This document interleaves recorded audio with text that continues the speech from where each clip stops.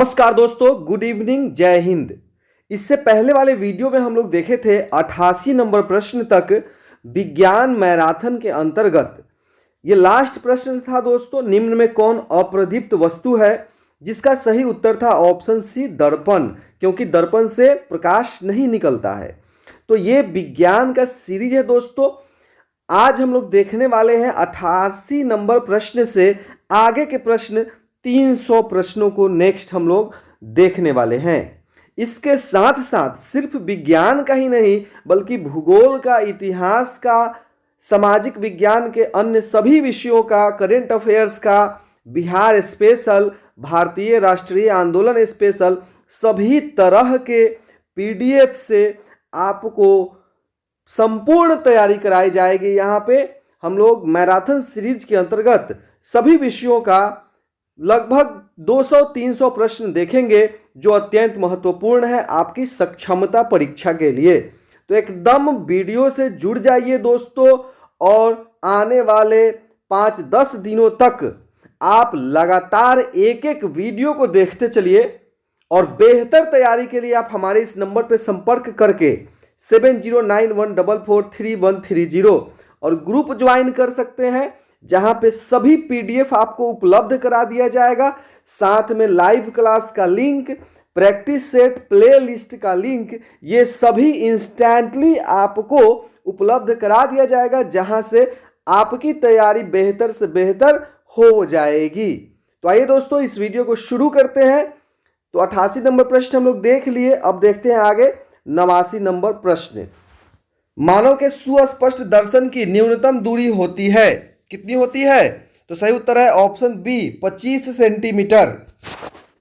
90 number प्रश्न देखिए, परावर्तन के कितने नियम हैं? सही उत्तर है ऑप्शन ए, 2 नियम है परावर्तन के दोस्तों। अपवर्तन के भी 2 नियम होते हैं। 91 नंबर प्रश्न देखिए, आंख में प्रवेश करने वाली प्रकाश किरणों को कौन नियंत्रित करता है? तो सही उत्तर है ऑप्शन ए, पुतली।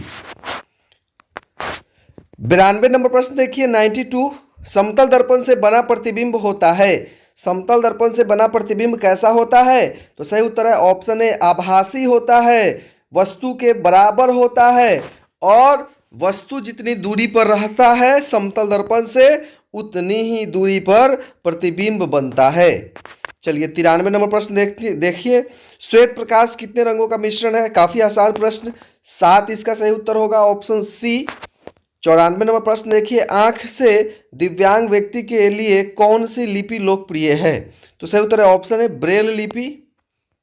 95 नंबर प्रश्न देखिए, किसी पृष्ठ पर पड़ने वाली प्रकाश किरण को कहते हैं, क्या कहते हैं? किसी पृष्ठ पर आकर जो किरण पड़ती है उसको आपतित किरण कहते हैं, और वहां से टकरा कर जो लौटती है उसे परावर्तित किरण कहते हैं। दोस्तों ये सभी प्रश्न आपको बीटीसी, एनसीईआरटी और एससीईआरटी की किताबों से लिया गया है, कहीं बाहर का एक भी प्रश्न नहीं है। प्रकाश का प्रवर्तन चैप्टर है दोस्तों, जो आपको अंडर 10 में पढ़ना है, उसी से लिया गया है। तो सभी प्रश्न आपके लिए रामबाण अमृत डोज है दोस्तों। चलिए 96 नंबर प्रश्न देख लेते हैं, किस प्रक्रिया के कारण श्वेत प्रकाश 7 रंगों में विभक्त हो जाती है? अर्थात प्रकाश के 7 रंगों में विभक्त होने की प्रक्रिया को क्या कहते हैं? तो सही उत्तर है ऑप्शन है वर्ण विक्षेपण। एकदम कम समय में ज़्यादा तैयारी कैसे करें, इसी का एक उपाय सोचकर इस तरह से प्रश्नों को लाया गया है, जहां उत्तर तुरंत आपको दिख जाएगा और तुरंत आप उस प्रश्न से वाकिफ हो जाएंगे। मानव नेत्र में किस प्रकार का लेंस रहता है? 97 नंबर प्रश्न। तो सही उत्तर है ऑप्शन ए, उत्तल लेंस। जब आप मानव नेत्र बनाएंगे तो कैसे बनाते हैं नेत्र? इस तरह से बनाते हैं। देखिए ये नेत्र बनाते हैं आप लोग, तो ये कैसा लेंस का फिगर बन गया? तो उत्तल लेंस का बन गया, इसलिए उत्तल लेंस होता है। चलिए पीडीएफ के लिए संपर्क करें 7091443130। जल्द से जल्द संपर्क करें दोस्तों। एकदम ऑफर के तहत सिर्फ 551 रुपया में सभी विषयों का संपूर्ण पीडीएफ आपको मिल रहा है दोस्तों। आइरिस में स्थित छोटे छिद्र को कहते हैं, आइरिस में स्थित छोटे छिद्र को क्या कहते हैं? पुतली कहते हैं। ऑप्शन ए इसका सही उत्तर हो जाएगा। मानव नेत्र के रंगीन भाग को क्या कहा जाता है? मानव नेत्र के रंगीन भाग को आइरिस कहते हैं। ऑप्शन ए इसका सही उत्तर हो जाएगा। 100 नंबर प्रश्न, आपतन कोण परावर्तन कोण के बराबर होता है? क्या हमेशा होता है? जी हाँ, बिल्कुल सदैव होता है, यह तो परावर्तन का नियम है। ऑप्शन ए इसका सही उत्तर है। चलिए 101 नंबर प्रश्न देखिए, चावल से हमें क्या मिलता है, अर्थात चावल मोटे अनाज में क्या पाया जाता है, तो ऑप्शन ए कार्बोहाइड्रेट पाया जाता है। देखिए कितना महत्वपूर्ण प्रश्न है, आपको पूछा जा सकता है। कार्बोहाइड्रेट क्यों जरूरी है, ये वर्ग 8 के बीटीसी के किताब से लिया गया है दोस्तों। एनसीईआरटी के किताब में भी है। ये पोषक तत्वों के बारे में आपको पढ़ना है। हमारे भोजन में उपलब्ध पोषक तत्व, उनके स्रोत, उनकी कमी से होने वाली बीमारियां। तो कार्बोहाइड्रेट क्यों जरूरी है, यह शरीर में ऊर्जा का मुख्य स्रोत है, यह संतुलित भोजन का मुख्य अंग है, शरीर को सुचारू रूप से चलाता है, वजन नियंत्रित करता है एवं शरीर को फाइबर प्रदान करता है। तो ए बी सी डी सभी इसका सही उत्तर है, ये सभी कार्बोहाइड्रेट का कार्य है। चलिए 103 नंबर प्रश्न देखते हैं। पादप किसे कहते हैं, पादप किसे कहते हैं, पेड़ पौधे को। ठीक है, चलिए आगे बढ़ते हैं। 104 नंबर देखिए, चावल की खेती कौन सी फसल में आती है, चावल की खेती क्या है, रबी फसल है, खरीफ फसल है, नगदी फसल है कि जायद फसल है, तो सही उत्तर है ऑप्शन बी खरीफ फसल है। ये देखिए यहाँ पे जो ये आप देख रहे हैं, ये एकदम गागर में सागर है। कई बार पूछा जाता है रबी फसल कब बोई जाती है, तो रबी फसल अक्टूबर नवंबर के महीने में बोई जाती है। ठीक है, रबी फसल कब बोई जाती है, अक्टूबर नवंबर के महीने में बोई जाती है तथा अप्रैल मई के महीने में काट ली जाती है। रबी फसल जब ठंड शुरू होता है दोस्तों, जब ठंड शुरू होता है तब क्या होता है, सूर्य का महत्व बढ़ जाता है, लोग सूर्य की रोशनी तापते हैं, धूप तापते हैं। तो रबी फसल, रबी का महत्व कब बढ़ जाता है, जब अक्टूबर नवंबर का महीना आता है, ठंड बढ़ जाती है, तो उस समय बोया जाता है। ठीक है, और जब ठंड खत्म होती है, गर्मी शुरू होती है, तो उसे काट लिया जाता है। अप्रैल मई के आसपास गर्मी शुरू हो जाती है तो उसे काट लिया जाता है। ठीक है, तो ये एक ट्रिक है, बस ट्रिक है कि आपको ये याद रहे कि रबी फसल कब बोई जाएगी, ओ रबी फसल है तो अर्थात सूर्य का रोशनी कब हम लोग तापते हैं, अक्टूबर नवंबर के महीने से शुरू हो जाता है। ठीक है, तो ये इस तरीके से आप याद रख सकते हैं। आपका हो सकता है कि अपना कुछ अलग तरीका आप बना लें जिससे कि आपको ये प्रश्न याद रहे। ठीक है, तो उस समय ठंड के मौसम में आप क्या देखते हैं, गेहूं, जौ, सरसों, राई, मटर, चना, आलू इत्यादि, ये सभी रबी फसल है। और खरीफ फसल यहाँ देखिए जून जुलाई के महीने में बोई जाती है।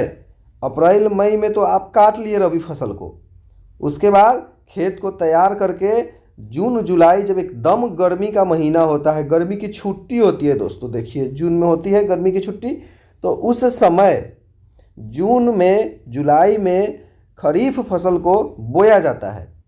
ठीक है, और अक्टूबर के महीने में काट ली जाती है। कब काटी जाएगी, तो ठीक रबी फसल बोने से पहले। तो आप इस तरीके से याद करें, आप अपना भी कुछ ट्रिक बना सकते हैं। कौन कौन से हैं, खरीफ फसल धान, मक्का, ज्वार, बाजरा, मूंग, मूंगफली, गन्ना, सोयाबीन, ये सभी है। जायद फसल रबी और खरीफ फसल के मध्य बोई जाती है। जायद फसल क्या है, रबी और खरीफ फसल के मध्य बोई जाती है, फरवरी मार्च के महीने में बोई जाती है और जून में काटी जाती है। तरबूज, ककड़ी, खीरा, खरबूजा, मूंग, उड़द, सूरजमुखी इत्यादि जायद फसल है। चलिए अभी 105 नंबर प्रश्न देखते हैं। जड़ के रूप में कौन सी सब्जी होती है, कौन सी सब्जी का हम लोग, कौन से पौधे का जड़ सब्जी के रूप में खाते हैं दोस्तों, इसका सही उत्तर हो जाएगा ऑप्शन ए और बी। जड़ के रूप में हम लोग गाजर और मूली को खाते हैं, आलू को तो तना के रूप में खाते हैं। ठीक है, चलिए जड़ वाली सब्जियां गाजर, मूली, चुकंदर, शलगम, शकरकंद। तना वाली सब्जियां आलू, प्याज, लहसुन, अदरक, याद रखिए। फूल वाली सब्जियां फूलगोभी, सहजन, मशरूम, कचनार, ब्रोक, सनई इत्यादि। फल वाली सब्जियां टमाटर, बैगन, कद्दू, हरा मटर, भिंडी, परवल, शिमला मिर्च, केला, पपीता इत्यादि, ये सब फल वाली सब्जियां हैं। इसको याद रखिए दोस्तों, कई बार पूछा जाता है। और ये चूँकि अंडर 8 के सिलेबस का है, इसलिए 1 to 5 और 6 to 8 ये दोनों ही परीक्षाओं के लिए काफ़ी ज़्यादा महत्वपूर्ण है। इसको एकदम स्क्रीनशॉट ले लीजिए या नोट कर लीजिए, ये बहुत महत्वपूर्ण है। चलिए 106 नंबर प्रश्न देखते हैं। पौधे जो अपना भोजन स्वयं बनाते हैं उन्हें हम क्या कहते हैं, जो स्वयं अपना भोजन बनाते हैं उन्हें क्या कहा जाता है, स्वपोषी कहा जाता है। ऑप्शन ए इसका सही उत्तर हो जाएगा। चलिए 107 नंबर देखते हैं। अंकुरित बीजों में किसकी मात्रा अधिक होती है, तो प्रोटीन की। अंकुरित बीजों में प्रोटीन की मात्रा सबसे अधिक होती है। 108 नंबर देखिए। आज किसका समृद्ध स्रोत होता है, तो ऑप्शन ए कार्बोहाइड्रेट का। 109 नंबर, फूलों के रस को क्या कहते हैं? मकरंद कहते हैं। ऑप्शन ए इसका सही उत्तर हो जाएगा। किस पौधे के बीजों को सेवन किया जाता है? तो सोयाबीन के बीजों को सेवन किया जाता है दोस्तों, खाया जाता है। 111 नंबर प्रश्न, भोजन के प्रमुख घटक कौन कौन से हैं? तो ये सभी हैं दोस्तों जो आप देख रहे हैं, कार्बोहाइड्रेट, प्रोटीन, विटामिन, खनिज पदार्थ, ये सभी हैं। भोजन के घटक को क्या कहते हैं? देखिए ये भोजन के घटक चैप्टर से है, एकदम बीटीसी एनसीईआरटी एससीईआरटी की किताब से लिया गया है दोस्तों। तो पोषक, भोजन के घटक को पोषक कहते हैं। कार्बोहाइड्रेट, प्रोटीन तथा वसा की परीक्षण के लिए किसकी आवश्यकता होती है? Iodine, copper sulphate, caustic soda, ये तीनों की आवश्यकता होती है। 114 नंबर प्रश्न देखिए, खाद्य पदार्थों में प्रोटीन की उपस्थिति कौन सा रंग बताता है? किस रंग से हम लोगों को प्रोटीन की उपस्थिति का पता चलता है? तो बैगनी रंग से। ठीक है, प्रोटीन बैगनी रंग से पता चलता है। खाद्य पदार्थों में मंड की उपस्थिति कौन सा रंग दर्शाता है? तो ए और बी, नीला काला। नीला काला जो है वह रंग मंड की उपस्थिति बताता है जब इसकी जांच की जाती है तब। मंड स्टार्च कार्बोहाइड्रेट को कहा जाता है। 116 देखिए, निम्न में से किसमें कार्बोहाइड्रेट पाया जाता है? कार्बोहाइड्रेट किसमें पाया जाता है? तो आलू में पाया जाता है। ऑप्शन डी इसका सही उत्तर हो जाएगा। कार्बोहाइड्रेट के मुख्य स्रोत चावल, गेहूं, बाजरा, मक्का, आलू, शकरकंद, गन्ना, पपीता, तरबूज, आम इत्यादि। चलिए आगे बढ़ते हैं। 117 नंबर प्रश्न देखते हैं, निम्न में से किसमें वसा पाया जाता है? वसा किसमें पाया जाता है? तो मूंगफली में। जो तेल सब हम लोग खाते हैं, तेलीय पदार्थ, उसमें वसा पाया जाता है दोस्तों। वसा के मुख्य स्रोत देखें यहाँ पे, सरसों तेल, सोयाबीन का तेल, नारियल का तेल, मूंगफली का तेल, सूरजमुखी का तेल, गिरी, तिल, मांस, मछली, अंडा, क्रीम, दूध, घी, मक्खन, ये सभी वसा के स्रोत हैं। प्रोटीन की आवश्यकता शरीर को क्यों होती है? तो सही उत्तर हो जाएगा शरीर की वृद्धि के लिए और स्वस्थ रहने के लिए। आंसर ई हो जाएगा इसका। सी और डी दोनों इसका सही उत्तर है। प्रोटीन युक्त भोजन को प्रायः शरीर वर्धक भोजन कहा जाता है। आपको कहा जाएगा शरीर वर्धक भोजन किसे कहा जाता है? तो प्रोटीन युक्त भोजन को। एकदम याद रखिए दोस्तों, एकदम रिवीजन के तौर पर इसको पूरा पूरा देखिए इस वीडियो को दोस्तों, छोड़ के नहीं जाइए, पछताना पड़ेगा। जो छोड़ के जाएंगे ऐसे प्रश्नों का कलेक्शन आपको कहीं नहीं मिलने वाला है, क्योंकि यह चैप्टर बाय चैप्टर किताब से ही उठाया गया है। यहाँ उलूल जुलूल नहीं, एकदम सटीक, संपूर्ण, एकदम सिलेबस के अनुसार तैयारी कराई जाती है। आपको पूरा किताब पढ़ने की जरूरत नहीं है, आप बस यहाँ पे पूरे किताब से क्रीम निकाल करके यहाँ आपको लाया गया है। निम्न में से किसमें प्रोटीन पाया जाता है? तो मूंग में। मूंग में प्रोटीन पाया जाता है। प्रोटीन के कुछ मुख्य स्रोत हैं, चना, मूंग, दाल, सोयाबीन, राजमा, मांस, मछली, पनीर, अंडा, दूध इत्यादि। जितने दालें हैं उन दालों में प्रोटीन पाया जाता है दोस्तों। इसके साथ साथ अंडा, दूध, मांस, मछली और पनीर में भी प्रोटीन पाया जाता है। चलिए 120 नंबर देखिए, निम्न में से विटामिन ए किस में पाया जाता है? सही उत्तर है ऑप्शन बी, पपीता में विटामिन ए पाया जाता है। 121 नंबर, रेशों से तागा बनाने की प्रक्रिया को क्या कहते हैं? रेशों से तागा बनाने की प्रक्रिया को कताई कहते हैं। ठीक है, ये जो तंतु और रेशे चैप्टर है आपको वहां से लिया गया है ये सभी प्रश्न। तंतु के प्रकार, प्राकृतिक तंतु, जो तंतु पौधे या जंतुओं से मिलते हैं उन्हें प्राकृतिक तंतु कहते हैं। उदाहरण रुई, जूट, रेशम और ऊन, ये सब पौधे और जंतुओं से मिलते हैं ना, इसलिए इसको प्राकृतिक तंतु कहते हैं। प्राकृतिक तंतु दो प्रकार के होते हैं, पादप तंतु और जंतु तंतु। जो पेड़ पौधे से मिलते हैं उन्हें पादप तंतु कहते हैं, और जो जंतु से मिलते हैं उसे जंतु तंतु कहते हैं। उन्हें जंतु तंतु कहते हैं। संश्लेषित तंतु, जिस तंतु का निर्माण मानव द्वारा होता है उसे संश्लेषित या संश्लिष्ट तंतु कहते हैं। उदाहरण नायलॉन, एक्रिलिक, पॉलिस्टर, रेयॉन, ये सभी संश्लेषित या मानव निर्मित तंतु हैं।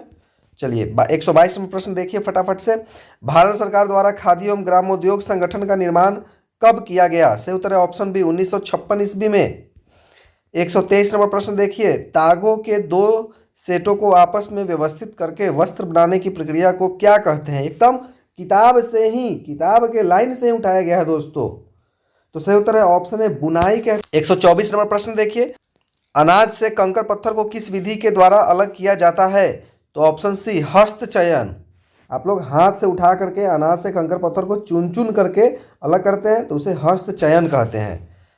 वस्तुओं के पृथक्करण की विधियां कौन सी है? हस्त चयन, थ्रेसिंग, निष्पावन, चालन। तो ये सभी विधियां हैं दोस्तों, वस्तुओं के पृथक्करण की ये सभी विधियां हैं। 126 नंबर देखिए, जल तथा नमक के घोल को पृथक करने के लिए किस विधि का प्रयोग किया जाता है? या समुद्र के जल से नमक किस प्रक्रिया द्वारा प्राप्त किया जाता है? एकदम किताब से प्रश्न है दोस्तों। तो सही उत्तर है ऑप्शन ए वाष्पन। एकदम पूरा देखिए इस वीडियो को। चाहते हैं कि पहली बार में ही सफलता मिले तो उसके लिए पूरा वीडियो को जरूर देखिएगा, छोड़ के नहीं भागिएगा। इत्मीनान के साथ खुद भी देखें और लोगों को भी भेजें, शेयर करें और दूसरे लोगों को भी तैयारी कराएं दोस्तों, कि प्रथम प्रयास में ही सभी लोगों का सक्षमता परीक्षा सफल हो जाए और उन्हें सभी सुविधाएं मिल जाए दोस्तों। 127, दूध और जल के मिश्रण को किस विधि द्वारा पृथक किया जाता है? ऑप्शन बी निस्यंदन। दूध और जल के मिश्रण को निस्यंदन उस विधि का नाम है दोस्तों। नमक तथा चीनी के मिश्रण को किस विधि द्वारा पृथक किया जाता है? तो निष्पावन। नमक तथा चीनी के मिश्रण को निष्पावन विधि के द्वारा अलग किया जाता है। अनाज और भूसे का पृथक्करण किस विधि द्वारा किया जाता है? तो निस्तारण, जिसे आप लोग ओसाना कहते हैं। हवा दिया जाता है तो जितने भी भूसे हैं वो सभी उड़ जाते हैं और अनाज जो है वो बैठ जाता है भारी होने के कारण। 130 नंबर देखिए, पत्तियों के सिरा द्वारा बनाए गए डिजाइन को कहते हैं। पत्तियों के जो सिराएं हैं उनके द्वारा जो डिजाइन बनाया जाता है उसे क्या कहते हैं? सिरा विन्यास कहते हैं। निम्न में से किन पत्तियों में जालिका रूपी सिरा विन्यास पाया जाता है? तो सही उत्तर है ऑप्शन बी तुलसी में। गर्दन तथा सिर को जोड़ने वाली संधि को कहते हैं। गर्दन और सिर को जोड़ने वाली संधि को क्या कहते हैं दोस्तों? तो इस प्रश्न का सही उत्तर हो जाएगा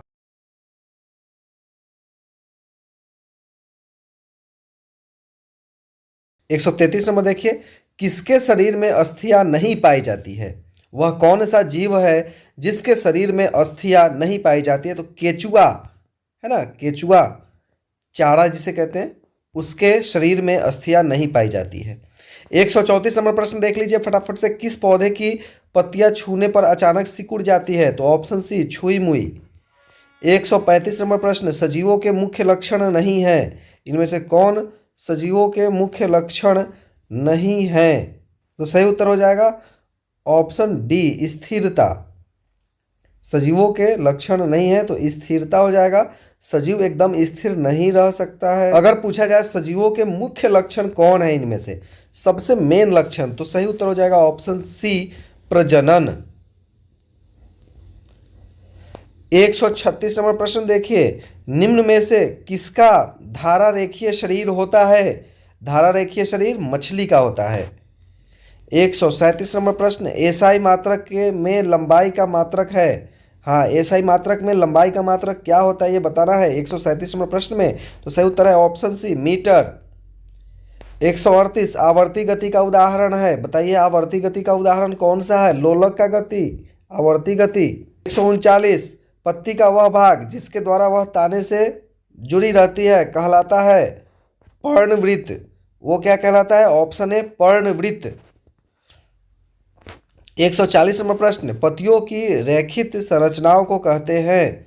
ऑप्शन डी शिरा। पत्तियों की रेखित संरचनाओं को शिरा कहते हैं। 141 नंबर प्रश्न, पौधे के मुख्य जड़ को क्या कहते हैं? ऑप्शन बी मुसला जड़। पौधे के मुख्य जड़ को क्या कहते हैं? मुसला जड़। पुष्प के केंद्र में स्थित भाग को कहते हैं। के केंद्र में स्थित भाग को क्या कहते हैं? तो सही उत्तर है ऑप्शन सी स्त्री केसर। स्त्री केसर। 143 नंबर प्रश्न, 1790 में फ्रांसीसियों ने मापन के किस पद्धति को विकसित किया? तो सही उत्तर है ऑप्शन ए मीटर पद्धति, MKS सिस्टम। 144 नंबर प्रश्न देखिए, 5 किलोमीटर में कितने मीटर होंगे? तो 5000 मीटर। सही उत्तर हो जाएगा ऑप्शन सी। 145 नंबर प्रश्न देखिए, सिलाई मशीन में सुई की गति है। सुई की गति कैसी गति है? तो सी आवर्ती गति, ये लगातार रिपीट करते रहता है। 46 नंबर प्रश्न देखिए, एक युक्ति जो परिपथ को तोड़ने के लिए उपयोग की जाती है। 146 नंबर प्रश्न दोस्तों, एक युक्ति जो परिपथ को तोड़ने के लिए उपयोग की जाती है। तो सही उत्तर हो जाएगा ए और बी दोनों, स्विच और फ्यूज, ये दोनों ही परिपथ को तोड़ने के लिए उपयोग की जाती है।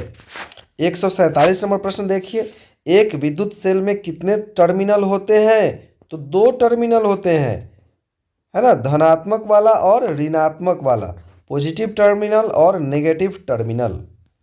148 नंबर देखिए, चुंबक में कितने ध्रुव होते हैं? तो ऑप्शन बी इसका सही उत्तर है, 2 ध्रुव होते हैं, उत्तरी ध्रुव और दक्षिणी ध्रुव, नॉर्थ पोल साउथ पोल। चुंबक के समान ध्रुवों के बीच होता है प्रतिकर्षण, बी इसका सही उत्तर हो जाएगा। यदि चुंबक को ऊंचाई से गिराया जाए, हथौड़े से पीटा जाए एवं गर्म किया जाए तो वह अपने गुण को खो देगा, कोई परिवर्तन नहीं होगा, ये सब बताना है। तो सही उत्तर है ऑप्शन ए, खो देता है। 151, एक प्राकृतिक चुंबक है मैग्नेटाइट। इनमें से जो मैग्नेटाइट दोस्तों देख रहे हैं काफ़ी आसान है, मैग्नेट इसमें लगा हुआ है, तो मैग्नेट से आप समझ जाएंगे। मैग्नेटाइट एक प्राकृतिक चुंबक है। ग्रेडियंट एकेडमी की अनमोल प्रस्तुति ज्ञान संग्रह series 2, get gradient get success. संपूर्ण पीडीएफ के लिए आप इस नंबर पर संपर्क करें दोस्तों। आपको पूरा किताब पढ़ने की जरूरत नहीं है, वहाँ से जो निचोड़ निकाला गया है उसे पढ़ के अपनी तैयारी को कम समय में ज़्यादा बेहतर कर सकते हैं। खाद्य पदार्थ पेड़ पौधे एवं जीव जंतुओं से प्राप्त होने वाले वैसे पदार्थ जिन्हें हम मनुष्य खाते हैं उन्हें खाद्य पदार्थ कहते हैं। हमारे भोजन के मुख्य स्रोत पौधे तथा जंतु हैं। निश्चित रूप से शाकाहारी जंतु, वैसे जंतु जो सिर्फ पेड़ पौधे तथा उनसे प्राप्त खाद्य पदार्थ खाते हैं उन्हें शाकाहारी जंतु कहते हैं। मांसाहारी जंतु वे जंतु जो किसी दूसरे जीव जंतुओं के मांस को खाते हैं उन्हें मांसाहारी जंतु कहते हैं। सर्वाहारी जंतु वैसे जंतु जो पेड़ पौधे से प्राप्त भोजन तथा जीवों से प्राप्त भोजन दोनों को खाते हैं उन्हें सर्वाहारी जंतु कहते हैं।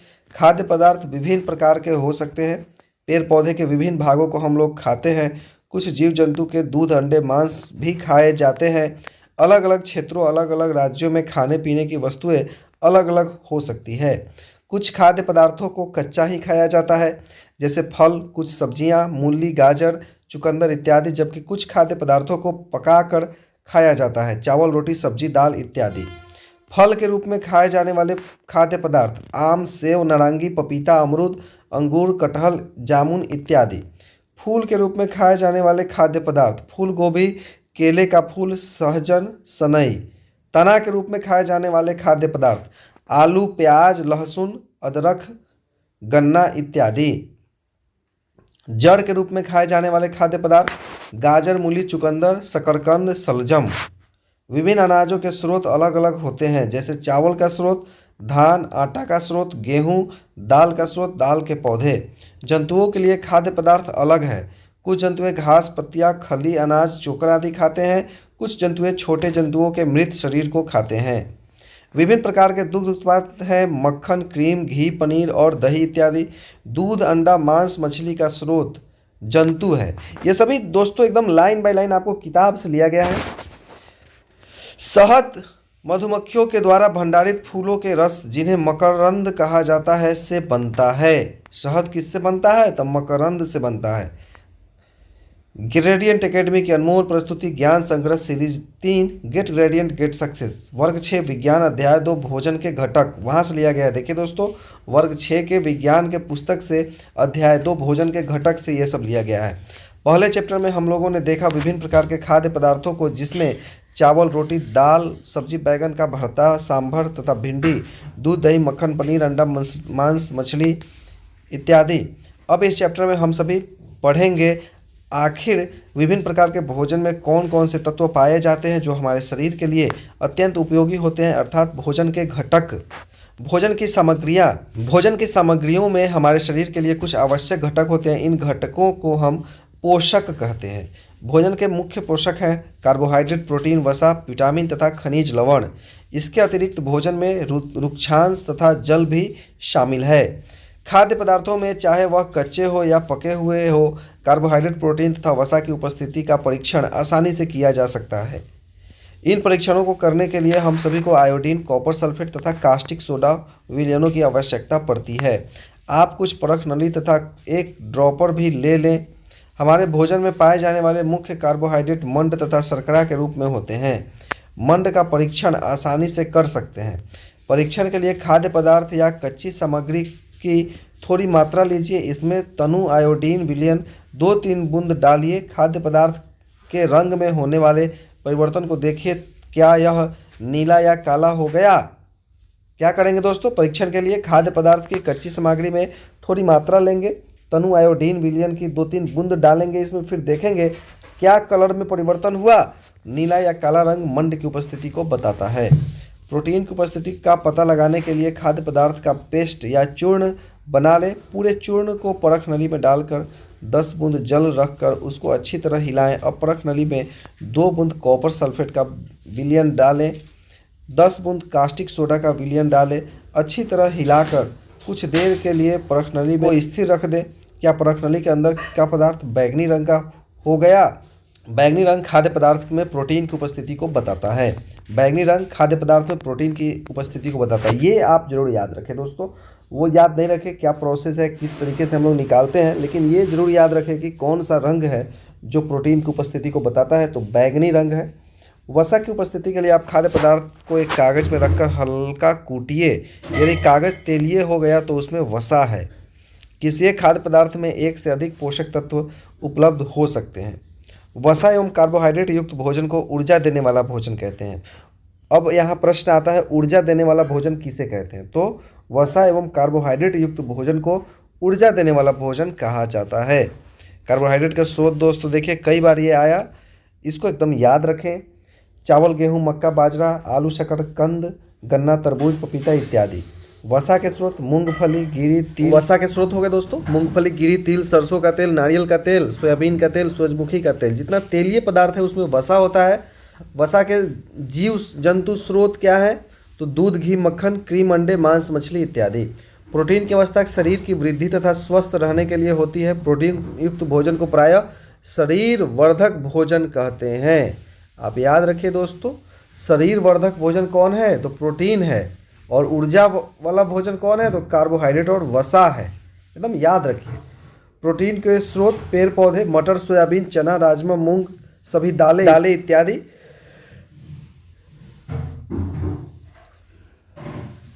प्रोटीन के जीव जंतु स्रोत दूध, पनीर, अंडा, मांस, मछली इत्यादि। विटामिन रोगों से हमारे शरीर की रक्षा करते हैं। विटामिन हमारी आँख, अस्थियों, दांत और मसूड़ों को स्वस्थ रखने में भी सहायता करते हैं।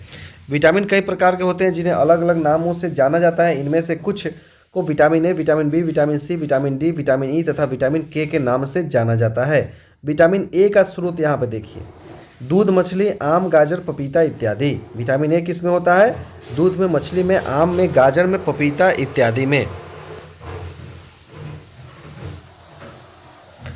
विटामिन बी के स्रोत देखिए, गेहूं का आटा, अंडे की जर्दी, हरी पत्तियों के साग, बादाम, अखरोट, बिना पॉलिश किया चावल, पौधे की बीज, सुपारी, नारंगी, अंगूर, दूध, ताजे सेम, ताजे मटर, दाल, जिगर, वनस्पति, साग, सब्जी, आलू, मेवा, खमीर, मक्की, चना, नारियल, पिस्ता, ताज़ा मेवे, पत्ता गोभी, दही, पालक, बंद गोभी, मछली, अंडे की सफ़ेदी, माल्टा, चावल की भूसी, फलदार सब्जी इत्यादि विटामिन बी के स्रोत है। दोस्तों थोड़ा बगल में काम चल रहा है इसलिए थोड़ी सी आवाज़ आपको वहाँ से आ रही होगी, माफ़ी चाहेंगे इसके लिए।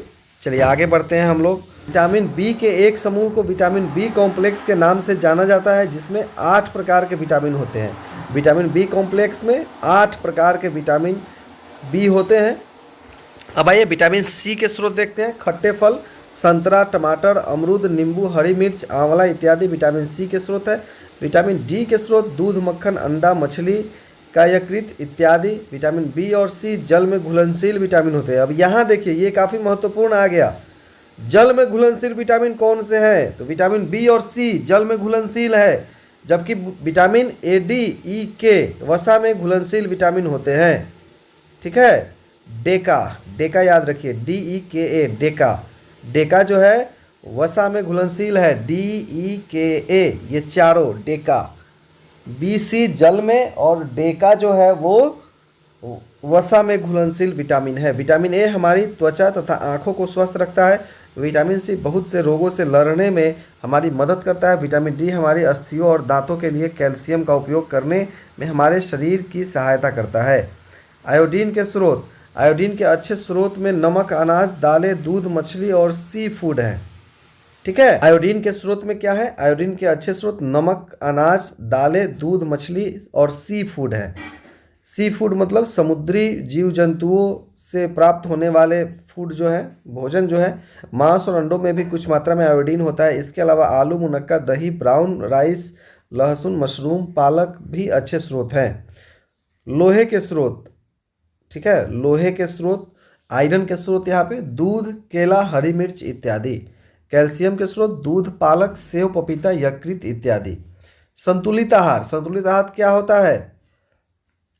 संतुलित आहार क्या होता है? सामान्यतः पूरे दिन में जो कुछ भी हम खाते हैं उसे आहार कहते हैं। हमारे शरीर की वृद्धि और अच्छे स्वास्थ्य को बनाए रखने के लिए हमारे आहार में वे सभी पोषक तत्व उचित मात्रा में होने चाहिए जिनकी हमारे शरीर को आवश्यकता है। कोई भी पोषक तत्व न आवश्यकता से अधिक हो न ही कम। हमारे आहार में पर्याप्त मात्रा में रुक्षांश तथा जल भी होना चाहिए। इस प्रकार के आहार को संतुलित आहार कहते हैं। जब सभी प्रकार के पोषक तत्व समुचित मात्रा में उपलब्ध हो हमारे भोजन में तो उसे संतुलित आहार कहते हैं। पकाने में विटामिन सी आसानी से गर्मी से नष्ट हो जाता है। विटामिन सी पकाने से नष्ट हो जाता है। अब वर्ग 7 सामान्य विज्ञान, पादपों में पोषण, महत्वपूर्ण वस्तुनिष्ठ प्रश्न। अब आइए वर्ग 7 के सामान्य विज्ञान से हम लोग पादप में पोषण यहाँ से देखते हैं। सजीवों द्वारा भोजन करने एवं इसके उपयोग की विधि को क्या कहते हैं? तो पोषण कहते हैं। चलिए आगे बढ़ते हैं हम लोग। 153 नंबर प्रश्न देखिए। जो अन्य जीवों द्वारा संश्लेषित भोजन को ग्रहण करते हैं उन्हें क्या कहते हैं? तो बी विषमपोषी, विषमपोषी कहते हैं उसे। ठीक है, चलिए 154 नंबर देखिए। पत्तियों में उपस्थित छोटे छिद्र जिससे कार्बन डाइऑक्साइड अंदर पहुंचता है उसे क्या कहते हैं? तो सी रंध्र कहते हैं। 155 पत्तियों का रंग हरा क्यों होता है? काफी महत्वपूर्ण, ऑप्शन बी क्लोरोफिल के कारण पत्तियों का रंग हरा होता है।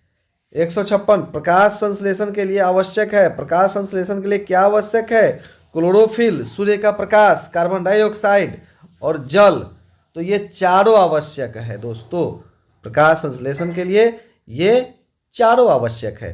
हो सकता है जब आप परीक्षा में बैठे तो इन चारों में से कोई एक हो ऑप्शन में और बाकी 3 अलग अलग हो, तो आपको ये ध्यान रखना है कि इस चारों में से अगर कोई एक भी रहता है तो वो उसका सही उत्तर होगा।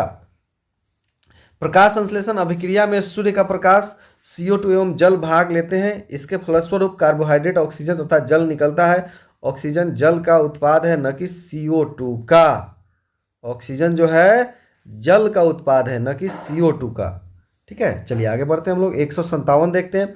दीवारों पर, तालाबों एवं ठहरे हुए जलाशयों में हरे रंग का पत्तियों जैसी संरचना फैली होती है, इन्हें क्या कहते हैं? तो इन्हें कहते हैं शैवाल। ठीक है, शैवाल कहते हैं दोस्तों। वह पादप जिस पर अमरबेल आरोहित होता है कहलाता है परपोषी।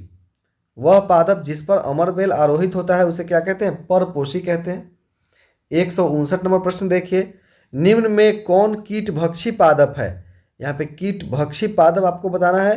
तो Venus fly trap, sundew, pitcher plant, cobra lily, ये सभी हैं दोस्तों।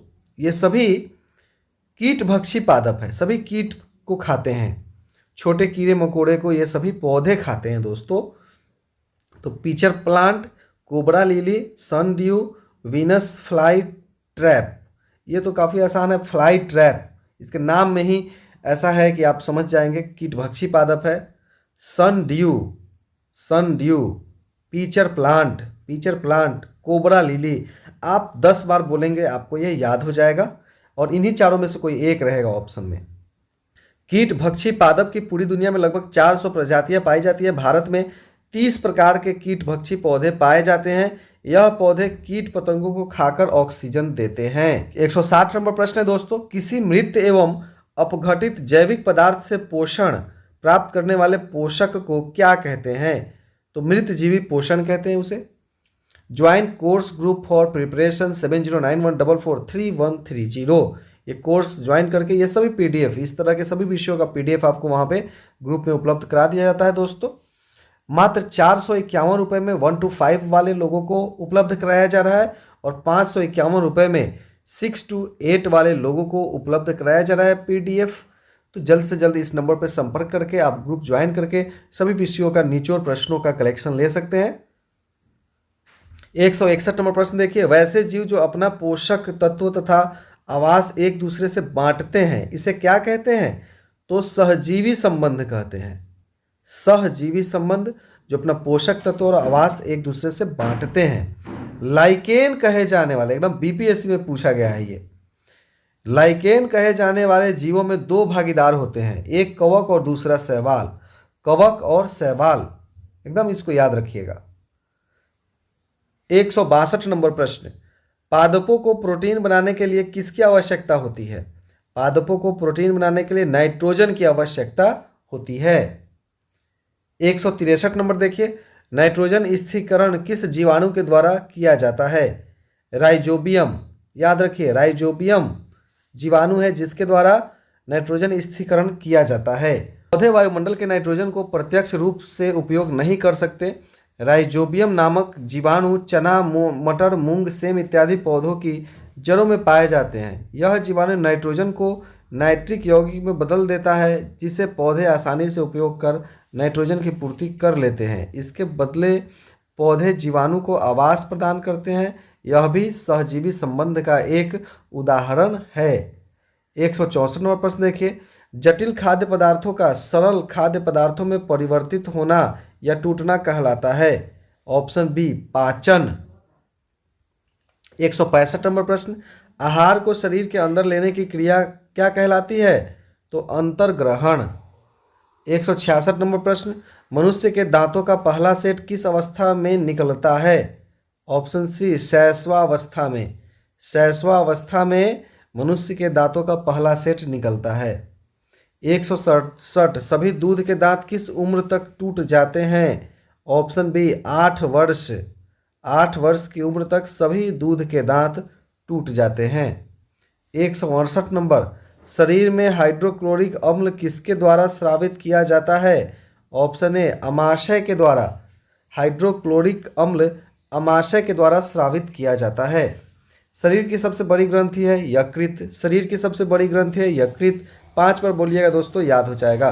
पीत रस किसके द्वारा स्रावित किया जाता है? यकृत के द्वारा। पीत रस यकृत के द्वारा, ठीक है। और हाइड्रोक्लोरिक अम्ल किसके द्वारा? तो यह अमाशय के द्वारा। और हाइड्रोक्लोरिक अम्ल किसके द्वारा? तो अमाशय के द्वारा। चलिए आगे बढ़ते हैं। अमीबा अपने भोजन का पाचन कहाँ पे करता है? खाद्य धानी में करता है। अमीबा अपने भोजन का पाचन खाद्य धानी में करता है। ये अभी तुरंत बीपीएससी टीचर की परीक्षाओं में ये पूछा गया था ये प्रश्न कि अमीबा अपने भोजन का पाचन कहाँ करता है? तो खाद्य धानी में करता है, याद रखिएगा। अंगोरा ऊन प्राप्त किए जाते हैं बकरी से। 174 नंबर प्रश्न दोस्तों, मानव शरीर का ताप कितना है? तो option B 37 degree Celsius. 175 number प्रश्न, अम्लीय क्षारीय पदार्थों की पहचान के लिए उपयोग किए जाने वाले विशेष पदार्थ को क्या कहते हैं? तो सूचक कहते हैं, सूचक कहा जाता है। 176 नंबर, ऐसे विलयन जो नीले अथवा लाल लिटमस पेपर के रंग को परिवर्तित नहीं करते कहलाते हैं उदासीन विलयन। ऑप्शन सी सही उत्तर हो जाएगा। 177, काफी महत्वपूर्ण, एकदम वीडियो को अंत तक जरूर देखिएगा दोस्तों, छोड़ना नहीं है, स्किप नहीं करना है, नहीं तो पछताएंगे परीक्षा में। पूरा जरूर देखिए, तब जाके आपको पूरा लाभ हो पाएगा। नीले लिटमस पेपर को लाल कर देता है। कौन लाल कर देता है नीले लिटमस को? तो ए बी को आर कर देता है ना। तो ए से एसिड, बी से ब्लू और आर से रेड।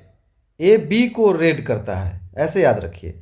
तो नीले लिटमस को लाल कौन करेगा? एसिड करेगा, अम्ल करेगा, ठीक है।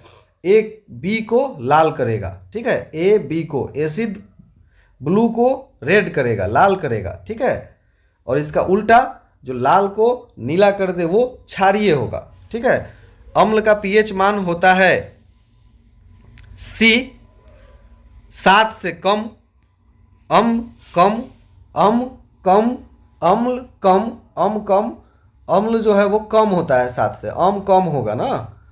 ऐसे याद रखिए दोस्तों, ये सब एक तरह का ट्रिक है, आप अपना खुद का भी कुछ ट्रिक बना सकते हैं याद करने के लिए।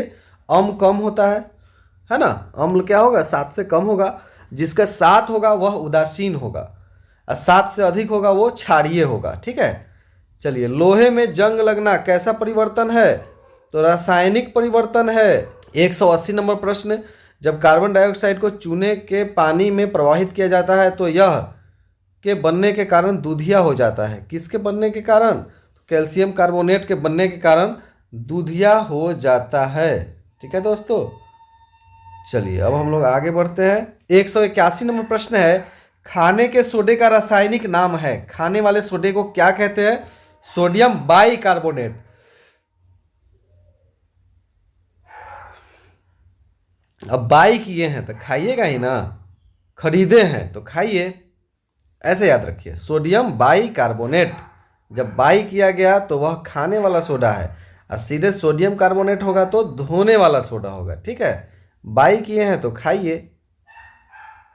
आप कुछ इस तरह का ट्रिक खुद से भी बना ले दोस्तों, इससे आपको बहुत फायदा होगा, कोई कंफ्यूजन नहीं होगा परीक्षा में, एकदम सटीक उत्तर आप बता पाएंगे।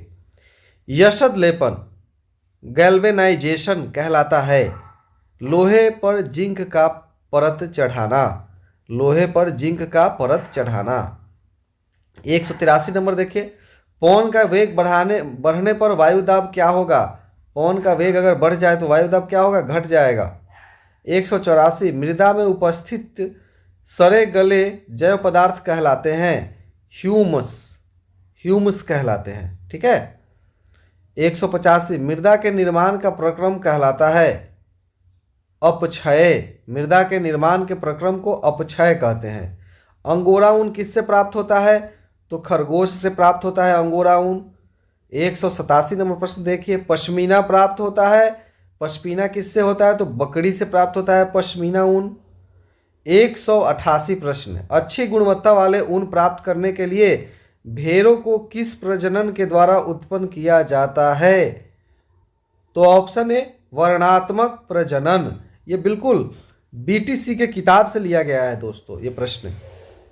189 नंबर देखिए, रेशम के कीट का पालन कहलाता है सेरीकल्चर, मदा रेशम कीट के अंडे से रेशम तैयार होता है, ठीक है। कार्बोहाइड्रेट, प्रोटीन, वसा, विटामिन और खनिज भोजन के घटक है, भोजन के ये घटक हमारे शरीर के लिए आवश्यक है तथा इन्हें पोषक कहते हैं। पादप स्वयं के लिए भोजन बना सकते हैं, परंतु मनुष्य सहित कोई भी प्राणी अपना भोजन स्वयं नहीं बना सकता, वे पादपों अथवा पादपों का आहार ग्रहण करने वाले जंतुओं से अपना भोजन प्राप्त करते हैं। अतः मानव तथा अन्य प्राणी प्रत्यक्ष अथवा परोक्ष रूप से पादपों पर निर्भर करते हैं भोजन के लिए। केवल पादप ही ऐसे जीव हैं जो जल, कार्बन डाइऑक्साइड एवं खनिज की सहायता से अपना भोजन बना सकते हैं, ये सभी पदार्थ उनके परिवेश में उपलब्ध हो। सजीवों द्वारा भोजन ग्रहण करने एवं इसके उपयोग की विधि को पोषण कहते हैं। पोषण की यह विधि जिसमें जीव अपना भोजन स्वयं संश्लेषित करते हैं स्वपोषण कहलाती है। अतः ऐसे पादपों को स्वपोषी कहते हैं, पादपों को स्वपोषी कहा जाता है, ठीक है। जंतु एवं अधिकतर अन्य जीव पादपों द्वारा संश्लेषित भोजन ग्रहण करते हैं, उन्हें विषम भोजी कहते हैं। चलिए आगे बढ़ते हैं। प्रकाश संश्लेषण, पत्तियां पादप की खाद्य फैक्ट्रिया है। मृदा में उपस्थित जल एवं खनिज जड़ मूल द्वारा अवशोषित किए जाते हैं तथा तने के माध्यम से पत्तियों तक पहुंचाए जाते हैं। पत्ती की सतह पर उपस्थित सूक्ष्म रंध्रों द्वारा वायु में उपस्थित कार्बन डाइऑक्साइड प्रवेश करती है। यह रंध्र द्वार कोशिकाओं द्वारा घिरे होते हैं, ऐसे छिद्रों को रंध्र कहते हैं। पत्तियों में एक हरा वर्णक होता है जिसे क्लोरोफिल कहते हैं। क्लोरोफिल सूर्य का प्रकाश, कार्बन डाइऑक्साइड एवं जल प्रकाश संश्लेषण के लिए आवश्यक है।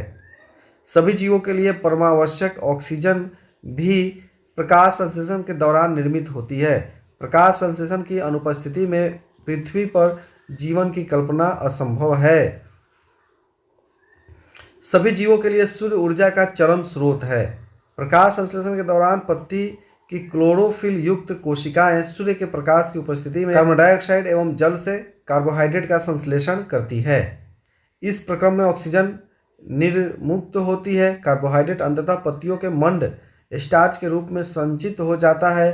पत्ती में स्टार्च की उपस्थिति प्रकाश संश्लेषण प्रक्रम का संपन्न होना दर्शाता है। स्टार्च भी एक प्रकार का कार्बोहाइड्रेट है।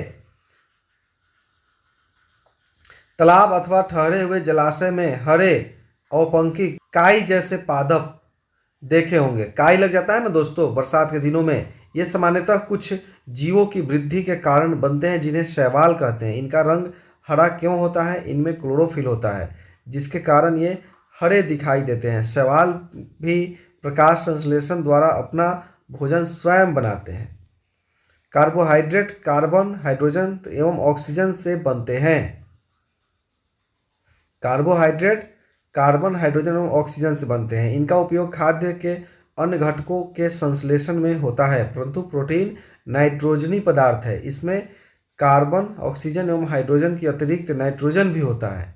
पादपों को नाइट्रोजन कहाँ से प्राप्त होता है? मनुष्य एवं अन्य प्राणियों की तरह कुछ पादप भी अपने पोषण के लिए अन्य पादपों द्वारा निर्मित खाद्य पर निर्भर होते हैं। ये विषमपोषी प्रणाली का उपयोग करते हैं। ये अपना भोजन उस पादप से प्राप्त करते हैं जिस पर ये आरोहित होते हैं वह पादप परपोषी कहलाता है, क्योंकि अमरबेल जैसे पादप परपोषी को अमूल्य पोषकों से वंचित करते हैं, अतः इन्हें परजीवी कहते हैं, जैसे अमरबेल।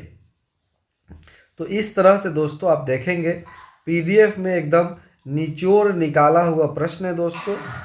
190 नंबर प्रश्न देखिए, खरपतवार हटाने को क्या कहते हैं? तो निराई कहते हैं। टाइफाइड एवं क्षय रोग होते हैं। ऑप्शन ए जीवाणु से होते हैं। अतिसार एवं मलेरिया होते हैं। प्रोटोजोआ से होते हैं मलेरिया और अतिसार। ठीक है। 193 नंबर प्रश्न देखिए, चीनी के अल्कोहल में परिवर्तन करने की प्रक्रिया को कहते हैं। चीनी के अल्कोहल में परिवर्तन करने की प्रक्रिया को क्या कहते हैं? तो किण्वन कहते हैं। लुई पास्चर ने किण्वन फर्मेंटेशन की खोज की थी 1857 ईस्वी में। डेंगू किस मच्छर के काटने से होता है? तो सही उत्तर है ऑप्शन सी, मादा एडिस। देखिए काफी महत्वपूर्ण प्रश्न, डेंगू किस मच्छर के काटने से होता है? तो सही उत्तर है ऑप्शन सी, मादा एडिस मच्छर। इसके साथ साथ मलेरिया मादा एनफ्लीज मच्छर के काटने से होता है। प्लाज्मोडियम परजीवी होता है। जब वो मादा एनफ्लीज मच्छर काटती है तो प्लाज्मोडियम परजीवी को छोड़ देती है शरीर में, जिसके कारण मलेरिया होता है। फाइलेरिया क्यूलेक्स मच्छर के काटने से होता है और कालाजार सैंड फ्लाई मक्खी के काटने से होता है। आप एकदम इसको स्क्रीनशॉट लेकर के रख लीजिए या नोट कर लीजिए। यहाँ पे सभी मच्छरों के काटने से प्रमुख जो बीमारियाँ होती है वो सभी है डेंगू मादा एडिस मच्छर, मलेरिया मादा एनफ्लीज मच्छर, फाइलेरिया क्यूलेक्स मच्छर, कालाजार सैंड फ्लाई मक्खी के काटने से होता है। मनुष्य और मवेशियों में होने वाला एंथ्रेक्स रोग होता है, किससे होता है? तो जीवाणु से होता है दोस्तों। 196 नंबर देखिए, नमक, चीनी एवं खाद्य तेल द्वारा सूक्ष्म जीवों की वृद्धि रोकते हैं, इन्हें क्या कहते हैं? परिरक्षक कहते हैं। देखते हैं मिठाई को चीनी के घोल में रखा जाता है ताकि खराब नहीं हो, तो चीनी का घोल क्या है? परिरक्षक है। कई अचारों को आप देखेंगे नमक के घोल में रखा जाता है, तो वो नमक का घोल क्या है? परिरक्षक है, उसे सूक्ष्म जीवों से बचाता है। सोडियम बेंजोएट एवं सोडियम मेटाबाइसल्फाइड सामान्य परिरक्षक हैं। 197 नंबर प्रश्न देखिए, रेयॉन व नायलॉन किस प्रकार का रेशा है? तो संश्लेषित रेशा है ना, प्राकृतिक रेशा नहीं है, मानव निर्मित रेशा है, कृत्रिम रेशा है। तो ए, सी और डी, तो दोस्तों ए, सी और डी ये तीनों ही है। 198 नंबर प्रश्न, किस रेशा से चट्टानों पर चढ़ने वाली रस्सी बनाई जाती है? तो ये डी, नायलॉन से बनाई जाती है। 199 नंबर प्रश्न देखिए, धातुओं का वह गुण जिसके कारण इन्हें पीट कर चादर बनाया जा सकता है, ये क्या कहलाता है?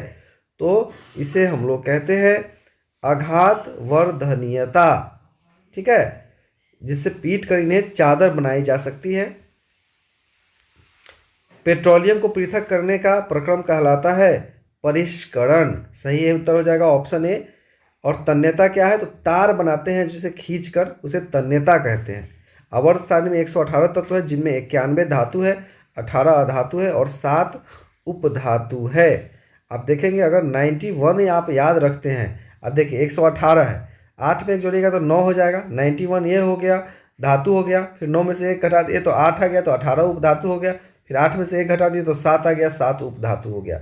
ये सब ट्रिक है, आप खुद का भी ट्रिक बना सकते हैं। दोस्तों ये 200 प्रश्नों तक अभी ये हमारा यह वीडियो है। इसके बाद का भी जो वीडियो आने वाला है उसमें हम लोग बाकी के जो बचे हुए प्रश्न हैं उन सभी प्रश्नों को देखेंगे, जहां विज्ञान एक ही वीडियो में आपका कंप्लीट हो जाएगा। दोस्तों इसका PDF प्राप्त करने के लिए आप हमारे नंबर 7091443130 जो कि नीचे लाइन में आपको दिख रहा है वहाँ पे संपर्क करके और मात्र 551 का पेमेंट करके, ये तो साइंस का है, इसके साथ साथ सभी विषयों का इसी तरह का आपको PDF मिल जाएगा दोस्तों, जहां निचोड़ प्रश्न आपको मिलता है और आपकी तैयारी बेहतर हो जाती है। नेक्स्ट वीडियो में हम लोग दोस्तों देखेंगे ये सभी बाकी के जो प्रश्न हैं, इन सभी प्रश्नों को। दाहिने साइड नीचे की तरफ प्ले लिस्ट के लिंक को ओपन करेंगे तो इससे संबंधित सभी वीडियो आपको एक ही जगह मिल जाएगा और वहां से आप काफ़ी अच्छे से तैयारी कर पाएंगे। Thank you.